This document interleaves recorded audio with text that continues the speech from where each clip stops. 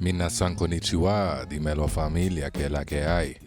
Welcome back to another episode of Headroom, hosted by your boy, Bardo-san. So in the last episode, we were discussing the origins, the very beginnings of what became the Gringo album. So I feel like the next logical step in the story is where I got the name from. But in order to tell that story, we got to go to 2015. So now, if you remember, to recap, Regardless is out now. I'm performing it. It's doing well on SoundCloud. We did the video. I got the tattoo. It's official tissue now. We really doing it. I'm feeling good. We got a little bit of momentum. And in 2015, I go to Brazil. I had always wanted to go to Brazil ever since I was a teenager, and I started getting into Brazilian music and culture and film.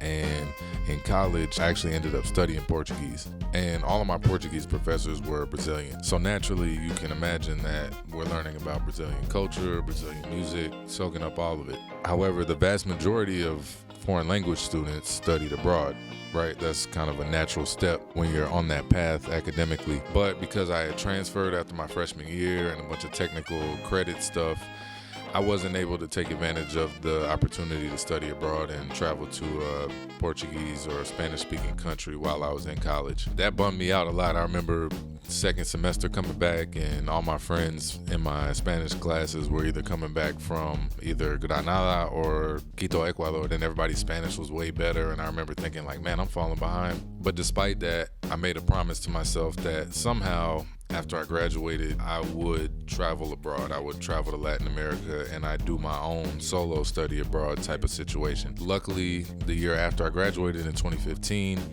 the opportunity came about. I had the time, I had the money to go do it, so I did what anybody else would do. I booked a ticket to Rio de Janeiro. I had a contact down there. I had a friend down in Rio. Shout out Haida, she actually lives in Cabo Verde now, in Praia, representing for the Brazilians out there. I kicked it with her and her friend. She showed me around the city. It was amazing. I also got the chance to go to Salvador. Both cities, Salvador and Rio, have very different effects on me, but they both left a really strong impression for very different reasons because they're very different cities, but they're both extremely beautiful and they're both so vibrant and so full of culture. Honestly, Brazil is the only country that I've been to that, to me, kind of matches Puerto Rico in terms of the energy and the culture and the vibrance. And I love Brazil for that. And the other thing that I absolutely love about Brazil, which I also love about Puerto Rico, is a place where I can blend in because there's hella black people, which is awesome. And there's hella black culture, especially in Salvador. So I felt very much at home in Rio and in Salvador, very similarly to the way I feel at home in Puerto Rico. But going back to Rio, there was one particular night that really left a mark on me. And it was a great night. It wasn't even a bad experience or anything like that. Actually, it was the same night that Derrick Rose hit the buzzer beater off the backboard to beat LeBron in the Heat. I know everybody's seen that meme where Joakim is holding D Rose and he's just got that blank face on. That was that game. So I watched that game in my tiny Airbnb, and right after that game, I got dressed, ran out, and met up with Haida and her friends, and we went to go kick it in Lapa. And we did some bar hopping, we went to a couple parties, and we were kicking it, man. It was a good time. But one particular part of the night really changed my perspective in a number of different ways. It's still pretty early in the night. I'm still kind of buzzing off the D Rose buzzer beater. And we go to a cachaça bar, and for those who don't know what cachaça is, it's a strong Brazilian liquor. Let's just put it that way. It's a very strong, clear Brazilian liquor. They got a bunch of different flavors and stuff like that. So we're taking shots, we're laughing, we're getting buzzed, whatever. And somebody says, all right, we're gonna get the Gringo drunk. And I'm like, all right, cool. Where's he at? And they're like, nah, you're the Gringo. And I'm like, nah, I ain't no Gringo. What you talking about? Like, look at me. Like, I pointed to my skin. I'm like, I ain't no Gringo. I'm gonna be real. I thought Gringo only applied to white people. I felt like I was exempt from that term because I was black. So eventually they explained to me that no. Gringo is not a bad thing. It just means you're a foreigner. It just means you're not Brazilian. For whatever reason, I think because I had that other definition in my head for so long, it was such a hard concept to wrap my head around. And I'm sitting there and I'm like in this cachaça bar and I'm like, wait a minute, I'm a Gringo? And mind you, this was in 2015. This was when the first presidential madness was just starting up with Hillary and Trump, and everybody down there was asking me, what's going on in the US? What's going on with your country? I can't imagine what they're asking right now. And I remember being like, I don't know. There's just a lot of shoulder shrugging because I really didn't have any answers, to be honest. I was just as bewildered as everybody else, just like I am now. But yeah, man, it was shocking because I thought for so long that being Black American provided me a bit of a shield to not be looked at exactly the same way as some of the other people who are causing chaos in our country and causing chaos around the world. But that night, I learned that, nah, bro, you a gringo just like the rest of them. And I think that really shattered my whole illusion of being able to blend in and being one of them and being able to assimilate, which I was so heavy on at the time because I had gotten a few compliments on my Portuguese or how I dressed or how I looked like I could fit in. So I was kind of gassed on that, and that completely shattered that all at once. And rightfully so, because I had to learn that, nah, like, I'm me. And there was actually an older guy in the cachaça bar. He kind of saw the situation.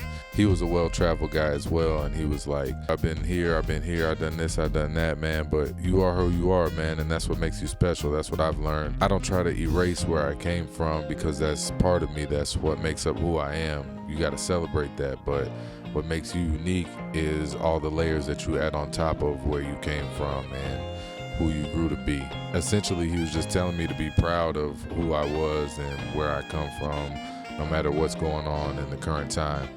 And that was super helpful for me, man. So shout out that guy, man. That was a very important lesson that he taught me that I still forget sometimes. I still need to remind myself of sometimes. Brazil was my first solo trip and really my first experience as an adult experiencing homesickness.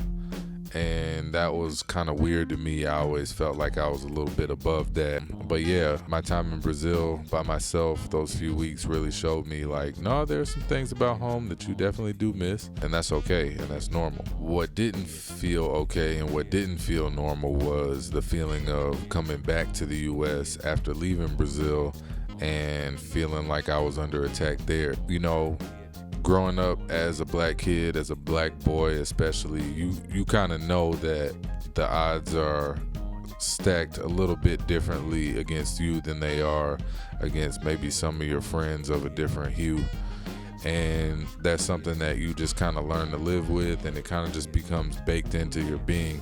But I think sometimes when you're able to leave the bubble and get out of the United States and see how you're treated elsewhere, even if you're treated as a foreigner, sometimes that treatment is still better than being a citizen as a Black person in the United States. That was something that I was really starting to become super duper aware of and become more expressive of in my music. Essentially that feeling of, man, I miss home, but even when I go back home, I don't feel like I'm at home because I'm being made to feel like I'm an intruder in this place where I was born. That was really the concept that I wanted to explore with Gringo. That was the road that I went down, and I wouldn't have found it had I not gone to Brazil at the time that I did, hung out with the people that I hung out with, been in that cachaça bar at the time that I was there, and heard what I heard and had the conversations that I had. If we were making the Gringo movie, that might be a good place to start. I'm not gonna lie, the movie might have to start there. Yeah, it would have to open up with Bardo-san, in air quotes, in the cachaça bar, getting drunk, getting called a gringo. And then, because that really is what truly gave the album purpose. It gave it life, it gave it a world, it gave it a name. So I say, muito obrigado ao Brasil for teaching me so much in such a short period of time, and leaving me with so much inspiration and warmth every time I think about that place. So shout out Brazil, shout out Rio de Janeiro, shout out Salvador da Bahia, shout out Sara, shout out Haida, shout out all the homies down there, man. I can't wait to go back. And at this point, I think you're familiar with how we wrap things up here, so we're gonna do it like this. My name is Bardo-san, My feet are in Miramar, Santurce, Puerto Rico. And right now, my ears are in Fayetteville, North Carolina, because I've been listening to The Fall Off, and I think it's my favorite J. Cole album so far. I could get so deep into why that is, but we're going to save that for another episode. My eyes right now are on Morocco because I got a homie over there right now who's doing his thing. Shout out Landon's son, doing his thug thizzle. I'm living vicariously through the homie right now, and I'm loving it. My head right now is in Munich, Germany. Yeah, man, Germany's special. It's a magical place. I've only been there once, and I want to go back so badly. And I didn't get a chance to make it to Munich, but I did get to Bavaria, and I loved it. I love the culture. I grew to love the language after studying it in college. I love all the castles. I love how central it is within Europe. And yeah, man, I'm trying to go back soon. So if anybody's trying to hit up Munich with me, let me know. For now, man, I think that's where we're going to leave it. Thank you so very much for listening and staying till the end. If you'd be so kind as to leave me a like and subscribe to the channel, I would so very much appreciate it. And we coming right back. So go get you some popcorn, do what you got to do, and come right back, because we back at it with the story of Gringo, man. I appreciate y'all. I love each and every one of y'all, and I'll catch y'all in the next one. And I'm out.